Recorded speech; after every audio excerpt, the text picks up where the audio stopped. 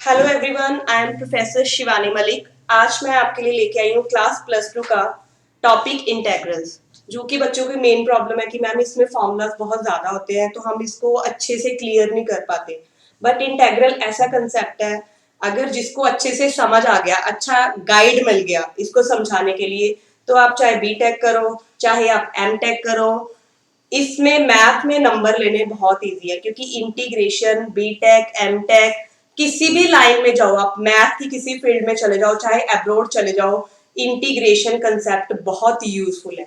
तो आज हम स्टार्ट करते हैं integration with full of interest. Class +2 का कंसेप्ट है ये इंटेग्रल्स। अगर किसी ने स्टार्टिंग वाली वीडियो मेरी नहीं देखी, इंट्रोडक्शन ऑफ इंटेग्रल, प्लीज पहले वो देखे, उसके बाद इस पे आए। क्योंकि हमने वहां पे 3-4 फॉर्मूलाज किए थे, बेसिक फॉर्मूलाज किए थे विद एग्जांपल, और जो फॉर्मूलाज बच गए थे पहले मैं उसको करवा रही हूँ विद एग्जांपल। उसके बाद हम इसकी फॉर्म समझेंगे। फॉर्म में क्या आएगा कि इंटीग्रेशन आपको बोल देगा, कोई फंक्शन दे दिया इसको इंटेग्रेट करो, बट इंटीग्रेशन में ना तो क्वोशिएंट रूल होता है ना ही प्रोडक्ट रूल होता है। हमें क्वेश्चन को सिंपल फॉर्म में कौन सी फॉर्म यूज करके बनाना पड़ेगा वो हमें देखना पड़ेगा। कैसे देखोगे? अगर आपको कंसेप्ट क्लियर है तो आपको खुद पता चल जाएगा, मैम यहाँ पे ये फॉर्म लगेगी, मैम यहाँ पे ये फॉर्म लगेगी। Now start the topic of class +2 integral. कुछ बेसिक फॉर्मूलाज है वो लिख रहे हैं, पहले आप लिख लो फॉर्मूलाज, एक बार लिखो, फिर मैं समझाती हूँ कि कैसे कैसे ये बन रहे हैं। इंटीग्रेशन ऑफ e की power ax dx is equal to e की ax divided by a। Divided by a क्यों आया? क्योंकि जैसे हम डेरिवेटिव करते थे, अगर मैं बोलूं कि e की ax का डेरिवेटिव, तो आप क्या बोलते हो? e की ax, पहले e का किया, e मतलब एक्सपोनेंशियल फंक्शन, फिर x का कॉफिशिएंट, x का कॉफिशिएंट यहाँ पे a है। डेरिवेटिव में जो कॉफिशिएंट है वो मल्टीप्लाई होता था, बट इंटीग्रेशन में वही चीज डिवाइड होगी, right? Now next formula, integration of sine x is equal to minus cos x. Simple formula है, ये डेरिवेटिव का भाई है, मींस ऑपोजिट है। ऑपोजिट कैसे है? जो डेरिवेटिव में हम किसी का फॉर्मूला लिखते थे, जो आप आंसर देते थे उसका, वो इसमें क्वेश्चन बनेगा। जो उसमें डेरिवेटिव में क्वेश्चन था, मींस जिसका फॉर्मूला हम रिप्रेजेंट करते थे, वो इसमें आंसर बनेगा, right? Now next, integration of cos x is equal to only sin x plus c। cos x का डेरिवेटिव माइनस sin x होता था। अगर डेरिवेटिव में भी बच्चों को प्रॉब्लम है, क्योंकि डेरिवेटिव का इंटीग्रेशन इनवर्स होता है, ऑपोजिट होता है, तो मैं कोशिश करूंगी कि साथ में डेरिवेटिव की वीडियोस भी बनाऊं। Now fourth formula, derivative of tan x is equal to minus log mod cos x plus c, and fifth is derivative of cot x dx is equal to log mod sin x plus c। Sixth formula, integration of secant square x dx is equal to tan x plus c। Similarly, integration of cosecant square x dx is equal to minus cot x plus c। अगर बच्चों को derivative clear है, तो हमने cot x का derivative किया था minus cosecant square x। अगर हम इंटीग्रेशन का कोई फॉर्मूला भूल रहे हैं, कोई भी फॉर्मूला हमें माइंड में नहीं आ रहा, तो डेरिवेटिव के फॉर्मूलाज पे आ जाओ। जो उसमें आंसर था वो इसमें क्वेश्चन बन गया, जो उसमें क्वेश्चन था वो इसमें आंसर बन गया। Now next formula, secant x tan x। secant x tan x, sorry ये आंसर होता है। अब हमने एक फॉर्मूला किया था integration of only secant x। secant x का इंटीग्रेशन होता है log mod cosecant x minus cot x plus c। Ninth formula, integration of secant x tan x, इसका फॉर्मूला होता है only secant x plus c। Similarly, integration of cosecant x cot x dx, इसका integration होता है minus cosecant x plus c। आज के लिए हम इतने फॉर्मूलाज ही सीखेंगे। अब विद एग्जांपल इसको सिंप्लीफाई कैसे करना है वो सीखेंगे हम। अब हम लेंगे इसकी एग्जांपल्स। सबने फॉर्मूलाज आई थिंक नोट कर लिए होंगे, सबको याद, क्योंकि मैं साथ में बोल रही हूँ, कॉपी पेन आपका साथ में होना चाहिए, क्योंकि मैथ जितना आप अंडरस्टैंड करोगे प्लस उसके साथ हमें रिटर्न भी उतनी ही मेहनत चाहिए, क्योंकि मैथ में जितनी स्पीड बनेगी वो रिटर्न में ही बनेगी। अंडरस्टैंड कर लिया आपने कंसेप्ट, बट जो हमारा इंडिया है इसमें रिटर्न के मार्क्स मिलते हैं, हमें हमें लिखना पड़ता है, राइट। तो अब हम करेंगे examples. Now start the example related to these formulas. अब मैं क्वेश्चन डालूंगी, फॉर्मूलाज अपने सामने रखो, क्योंकि मैंने बोला है फॉर्मूलाज लर्न नहीं करने। जहां पे आपने फॉर्मूलाज लिखे हैं वो कॉपी सामने रखो। जब भी कोई क्वेश्चन का इंटीग्रेशन आ रहा है फॉर्मूला साथ में बोलो, राइट। और जब क्वेश्चन कर रहे हो तब भी फॉर्मूला लिखो कि इसका इंटीग्रेशन क्या था, ये था, इसका इंटीग्रेशन क्या था, ये था, राइट। जैसे फॉर एग्जाम्पल फर्स्ट क्वेश्चन ले रही हूं मैं, क्वेश्चंस फॉर प्रैक्टिस।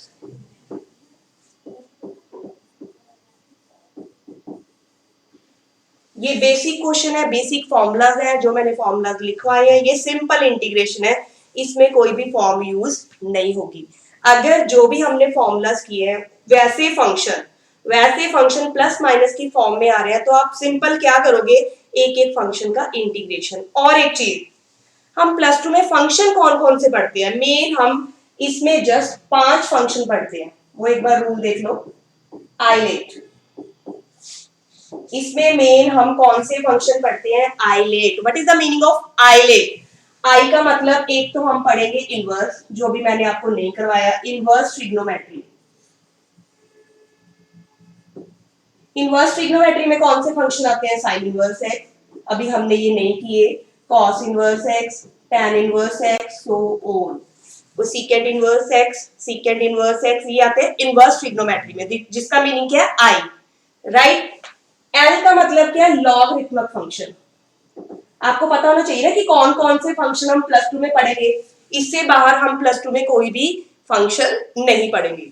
लॉगरिथमिक का मतलब जैसे log x, log x square, etcetera, mean जो लॉग की फॉर्म में। ए का मतलब क्या होता है, अलजेब्रा। अलजेब्रा में क्या क्या आएगा, अब अलजेब्रा में सारी पॉलिनोमियल्स आएंगी, राइट। कोई भी कांस्टेंट टर्म आएगी, ये सारे अलजेब्रा में आएंगे, like x square, x cube, constant 1 2 up to so on, right. T का मतलब क्या होता है, ट्रिग्नोमेट्री। ट्रिग्नोमेट्री आपने 9th 10th में भी थोड़ी सी पढ़ी है, sine x, cos x, up to so on, it extra, ये होती है trigonometry. And last is e. E का मतलब होता है एक्सपोनेंशियल फंक्शन।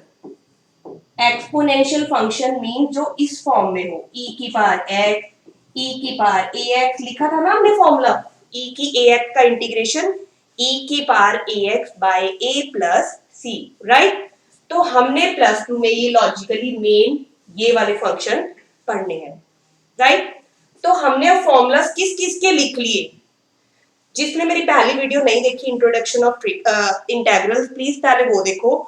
उसमें हमने लॉगरिथम का इंटीग्रेशन सीखा था, अलजेब्रिक का इंटीग्रेशन सीखा था, एंड ट्रिग्नोमेट्री के आज ही हमने फॉर्मूलाज लिखे हैं, एक्सपोनेंशियल के हमने आज ही लिखे हैं। रह क्या गया अपना कंसेप्ट, इनवर्स, ये करेंगे हम बाद में, राइट, क्योंकि इसके फॉर्मूलाज बहुत डिफरेंट है। अब स्टार्ट करते हैं हम क्वेश्चन। क्वेश्चन मैं किसी भी फंक्शन में दे सकती हूँ, वो लॉग में भी आ सकता है, अलजेब्रा में भी आ सकता है, ट्रिग्नोमेट्री में भी आ सकता है, एक्सपोनेंशियल में भी आ सकता है। फॉर एग्जाम्पल मैंने क्वेश्चन लिया secant x into secant x plus ten x dx। इसका मैंने बोल दिया आपको, this is a symbol of integrals, ये सबको पता होगा, ये सिंबल होता है इंटेग्रल्स का। और जो साथ में dx लिखा होता है, मतलब जो भी आपको फंक्शन गिवन है, इसका मैंने इंटीग्रेशन करना है विद रिस्पेक्ट टू x। अब विद रिस्पेक्ट टू x का इंटीग्रेशन आप मतलब क्या है इसका, इसका मतलब है जो आपको फंक्शन होगा गिवन होगा, उसमें जो वेरिएबल होगा वो अकॉर्डिंग टू इसके होगा। अगर वो बोल रहा है with respect to x, then function में वेरिएबल कौन सा होगा, एक्स। अगर मैं बोल रही हूँ विद रिस्पेक्ट टू वाई, तो फंक्शन में वेरिएबल कौन सा होगा, वाई। फॉर्मूला सेम है, नो चेंज। अगर हम एक्स में फॉर्मूलाज पढ़ रहे हैं तो एक्स की फॉर्म में लिखेंगे, अगर वाई में पढ़ रहे हैं तो वाई की फॉर्म में। फॉर्मूले में अदरवाइज कोई चेंज नहीं है। वेरिएबल तो चेंज कर सकता है ना क्वेश्चन में कंफ्यूजन क्रिएट करने के लिए, राइट। अब अगर एक चीज और, इंटीग्रेशन में ये चीज आपने माइंड में सेट करनी है कि इंटीग्रेशन में ना तो क्वोशिएंट रूल होता है, मींस अगर फंक्शन डिवाइड में आ जाए उसको मैं एग्जैक्टली डायरेक्टली सॉल्व नहीं कर सकती। उसको सॉल्व करने के लिए, उसको एक सिंगल फंक्शन बनाने के लिए मुझे फॉर्म्स यूज करनी पड़ेगी। कौन सी, वो हम बाद में पढ़ेंगे, राइट। बट अब जो मैं एग्जांपल ले रही हूँ वो एक सिंगल फंक्शन है प्लस माइनस की फॉर्म में, जिसका हम इंडिविजुअल इंटीग्रेशन कर सकते हैं। जैसे अब ध्यान से देखो, सीकेंट एक्स, मैंने बोला मल्टीप्लाई में इसमें कोई रूल नहीं है। अगर दो फंक्शन मल्टीप्लाई आ रहे हैं, आपने ये देखना है अगर मल्टीप्लाई करके सिंगल में कन्वर्ट कर सकते हो तो सिंपल इंटीग्रेशन। अगर मल्टीप्लाई ही नहीं कर सकते तो हमें कोई ना कोई फॉर्म यूज करके उसको पहले सिंप्लीफाई करना पड़ेगा, राइट। नाउ मैंने फर्स्ट एग्जांपल ली, फर्स्ट क्वेश्चन लिया, secant x bracket secant x plus tan x। अब ध्यान से देखो, इसको मैं इंडिविजुअली मल्टीप्लाई कर सकती हूँ। कैसे, सीकेंट एक्स की मल्टीप्लाई आप पहले सीकेंट के साथ करोगे। ये चीज तो सबको आई थिंक क्लियर होगी कि अगर बेस सेम है, जैसे ये वाली एग्जांपल है, मैंने इसकी इसके साथ मल्टीप्लाई करनी है, बेस सेम है, तो पावर ऑलवेज क्या होगी, ऐड ना। ये चीज तो सबको क्लियर है, तो ये बन गया a की पावर 3x।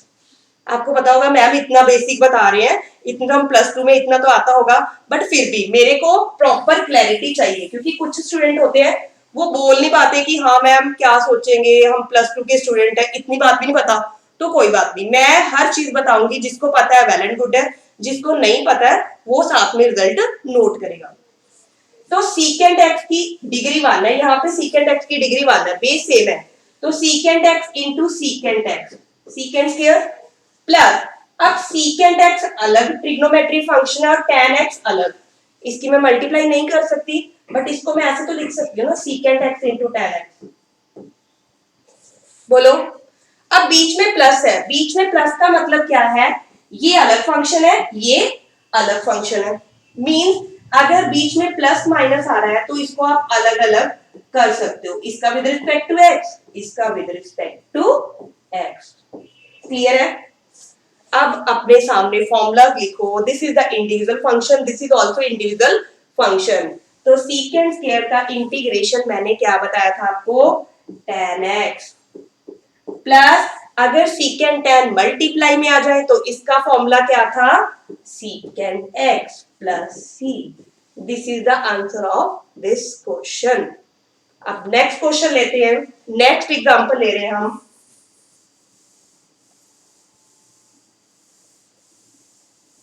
हमने ये कसम खानी है कि हमने मैथ में कुछ क्रैम नहीं करना। अब आप बोलोगे कि मैम एक तरफ आप कह रहे हो क्रैम नहीं करना, ऊपर से आप बोल रहे हो फॉर्मूलाज लर्न करने हैं। फॉर्मूलाज बच्चा ऑब्वियसली है, क्वेश्चन को सॉल्व करने के लिए फॉर्मूला तो हमें लगाने पड़ेंगे और यूज भी करने पड़ेंगे, बट मैंने बोला है कि आपको याद नहीं करने, जो क्वेश्चन आप कर रहे हो फॉर्मूला सामने रखो, और सीकेंट स्क्वायर, जैसे मैंने लिखा सीकेंट स्क्वायर का इंटीग्रेशन भाई tan x, secant x tan x का इंटीग्रेशन सीकेंट x, आपने ऐसे लर्न करना है। लर्न नहीं करना मतलब दिमाग में अपने आप वो सेट हो जाएगी, ठीक है। इसका यही सॉल्यूशन है, जितनी आप प्रैक्टिस करोगे, फॉर्मूला लर्न करने की नीड नहीं है, वो फॉर्मूला दिमाग में अपने आप सेट हो जाएंगे। Now second question, second question ले रही हूं अब मैं, ax प्लस b की होल क्यूब। एक चीज और, अब हम बोलते हैं कि मुझे आईआईटी में एडमिशन लेनी है, मुझे जेईई मेंस अच्छे रैंक के साथ क्लियर करना है, मुझे मेरिट लिस्ट में आना है। वो कोई बड़ी बात नहीं है, जो भगवान ने हमको दिमाग दिया वो सबका इक्वल है। मेन थिंग आप उसको यूज कैसे कर रहे हो, टेंशन लेके यूज कर रहे हो या अंडरस्टैंडिंग के साथ यूज कर रहे हो। मींस हमने दिमाग पे लोड नहीं डालना, हमने हर कंसेप्ट, कोई भी सब्जेक्ट है, मैं अकेले मैथ की बात नहीं कर रही, कोई भी सब्जेक्ट है आपने अच्छे से उसको क्लियर करना है। अगर लर्न करने बैठोगे याद कर लिया, ठीक है, 4 महीने बाद पेपर है, भूल गए। जो आप याद करते हो, रट्टा मारते हो, वो चीज दिमाग में कभी भी सेट नहीं होती। जो आप चीज समझते हो, चाहे मैं उसका साल बाद टेस्ट ले लूं, चाहे 2 साल बाद, आप उसको अंडरस्टैंड किया हुआ है आपने, तो आप अच्छे से दूसरे को भी एक्सप्लेन कर सकते हो और मार्क्स भी अच्छे आएंगे, राइट। तो अगर किसी ने जेई मेंस में अच्छे नंबर लेने हैं, ठीक है, अच्छा रैंक लेना है, तो प्लीज मेरे चैनल को जरूर फॉलो करें, क्योंकि अगर आपका बेस स्ट्रॉन्ग है तो ऑब्वियसली है आपका आईआईटी में रैंक अच्छा आएगा ही आएगा, जेई मेंस में अच्छा रैंक आप स्कोर करोगे ही करोगे, क्योंकि अगर हमें कंसेप्ट क्लियर हो गया तो क्वेश्चन को हम खुद पढ़ना शुरू कर देंगे, ये गारंटी है। अगर आपको मैंने होमवर्क दे दिया, आपको आता नहीं, कंसेप्ट नहीं क्लियर हो, तो आप बुक को नहीं उठाओगे कि चल कल देखेंगे ये क्वेश्चन, 2 क्वेश्चन नहीं समझ आए तो याद कर लेते हैं, है ना, यही होता है ना। बट अगर आपको कंसेप्ट क्लियर है, चाहे मैं 10 क्वेश्चन दूं, चाहे मैं 20 क्वेश्चन दूं, आप खुद ट्राई करोगे। Now next question. अब मैंने मेरी पिछली वीडियो में ध्यान से देखना, अगर जिसने नहीं देखी एक बार देख लेना, फिर भी मैं रिपीट कर रही हूं। हमने इसकी पहली वीडियो में एक फॉर्मूला किया था x की पावर n, या फिर इसको हम क्या बोल सकते हैं, एनी लीनियर इक्वेशन की पावर कुछ भी हो। अगर किसी लीनियर इक्वेशन की पावर कांस्टेंट में कुछ भी हो तो उसका इंटीग्रेशन क्या होता है, x की n+1 upon n+1 plus c। यहाँ पे मैंने इसलिए इसको ऐसे लिखा है क्योंकि ये कंफ्यूजन क्रिएट करता है कि आप तो बोल रहे हैं x की पावर n हो, x का मतलब क्या है, x इज लीनियर इक्वेशन जिसमें किसी वेरिएबल की हाईएस्ट डिग्री 1 हो, उसको हम बोलते हैं linear equation. Linear equation, any linear equation, ध्यान से देखो, this is the linear equation. Any linear equation जिसकी पावर कुछ भी कांस्टेंट है तो उसका इंटीग्रेशन क्या होता है, लीनियर इक्वेशन की power n+1 by n+1 plus c। वही चीज है ना, कंफ्यूजन हमने क्रिएट करनी ही नहीं। तो मैं फॉर्मूला को, अगर मेरे को लगता है कुछ डिफरेंट तरीके से इसी के रिलेटेड क्वेश्चन आएगा तो मैं उसको साथ में आपको बताऊंगी। x की n का मतलब किसी भी लीनियर इक्वेशन की अगर पावर n आ रही है तो उसका इंटीग्रेशन। अब इसका इंटीग्रेशन क्या आएगा बता सकते हो आप, this is the linear equation.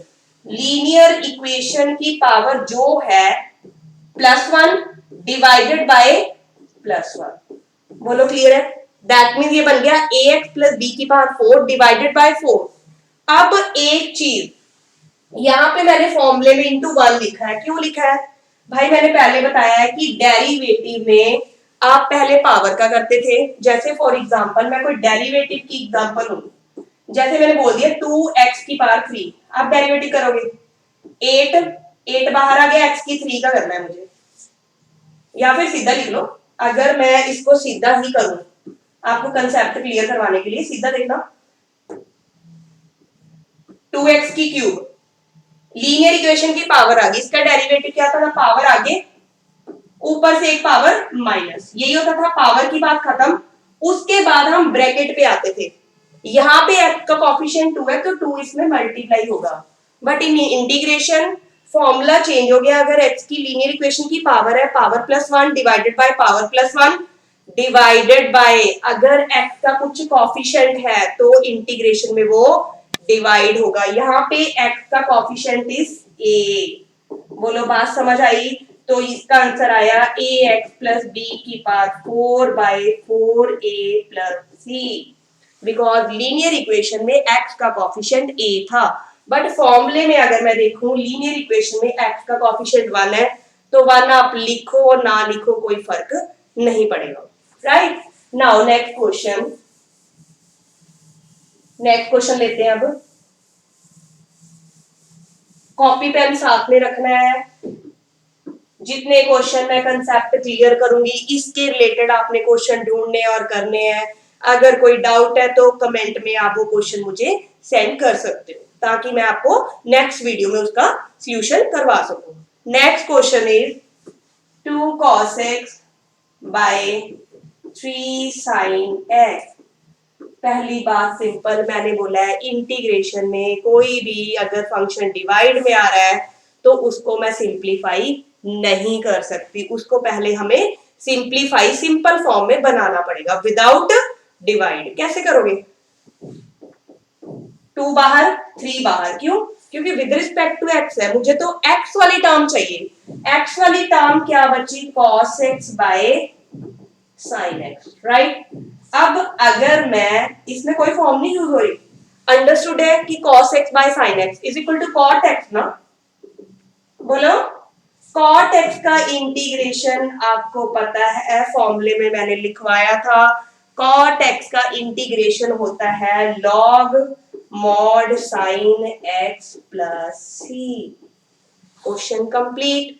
क्योंकि डिवाइड में था, सबसे पहले तो हमने डिवाइड में खत्म करना। अब यहाँ पे तो सिंपल cos बाय sin को हम cot लिख सकते हैं। ये बिल्कुल बेसिक क्वेश्चन करवा रही हूँ। आई होप आपको ये टॉपिक अच्छे से क्लियर हो गया होगा। अगर आपको क्लियर है तो प्लीज ज्यादा से ज्यादा क्वेश्चन की प्रैक्टिस करें। मैं भी आपको क्वेश्चन ज्यादा से ज्यादा करवाने की कोशिश करूंगी। Thank you so much.